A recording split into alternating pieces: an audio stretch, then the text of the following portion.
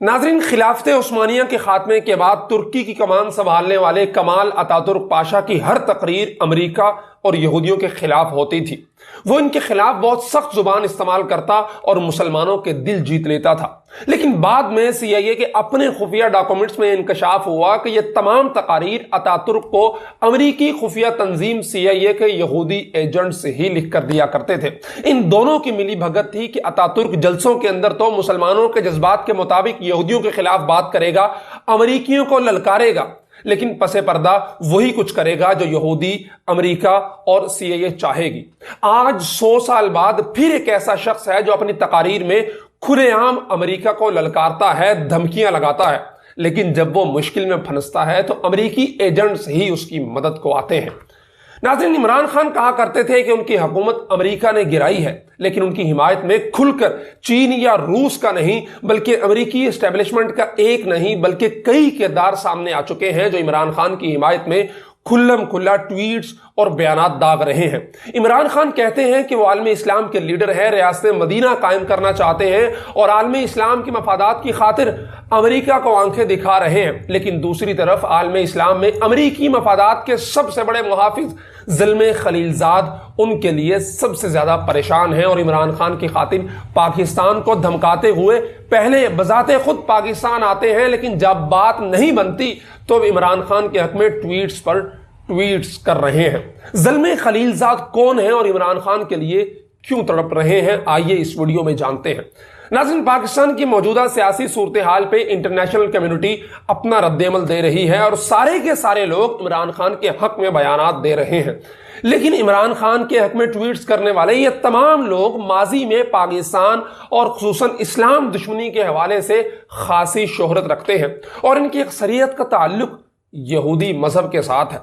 امریکی CIA کے all time favourite Zalmay خلیل زاد، یہودی بریڈ شرمین، ایرک سوالیول جیسے پاکستان اور اسلام کے کھلے دشمنوں کا کھل کر عمران خان کی حمایت میں سامنے آنا ظاہر کرتا ہے کہ پاکستان میں جو کچھ ہو رہا ہے اور پاکستان کے اندر کی سیاست تک محدود نہیں ہے یہ سب،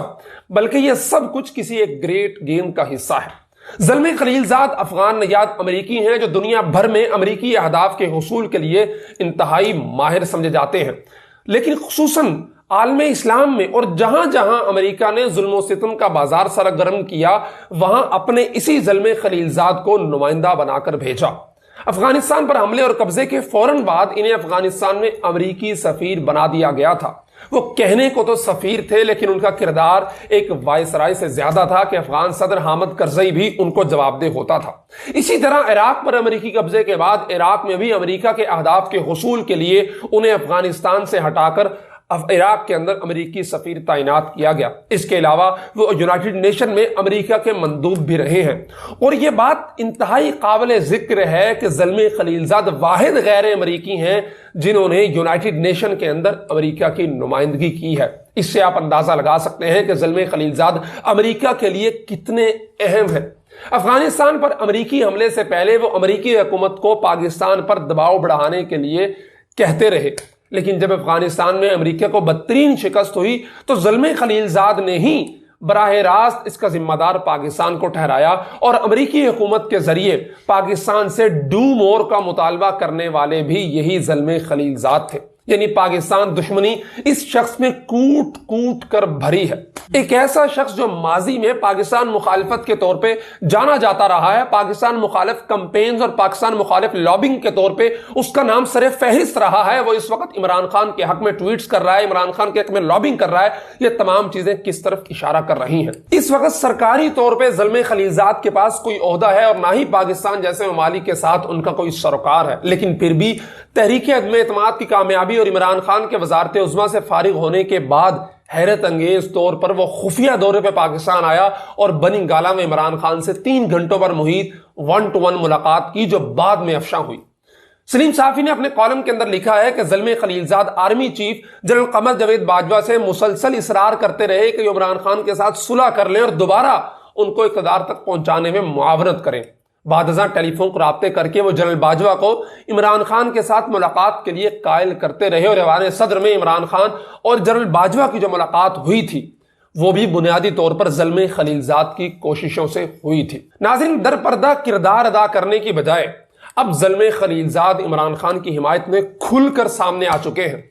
اور جب انہیں پتا تھا کہ عمران خان کے خلاف تمام تر حربے، تمام تر لابنگ، تمام تر خفیہ کیمپینز ناکام ہو چکی ہیں اور ان کا اثاثہ اس وقت خطرے کے اندر ہے، تو وہ اب پوری طرح مکمل تیاری کے ساتھ ہم ٹھونک کے میدان کے اندر آ کر عمران خان کی حمایت میں ایسی ٹویٹس کر رہے ہیں کہ جس سے یہ لگ رہا ہے کہ وہ زلمے خلیلزاد اور امریکی نمائندے نہیں بلکہ عمران خان کے کارکن علی امین گنڈاپور ہیں۔ اور ان کی ٹویٹس کے بعد پاکستان کے لوگوں کا یہ کہنا ہے کہ عمران خان کے اصل مالک جاگ گئے ہیں۔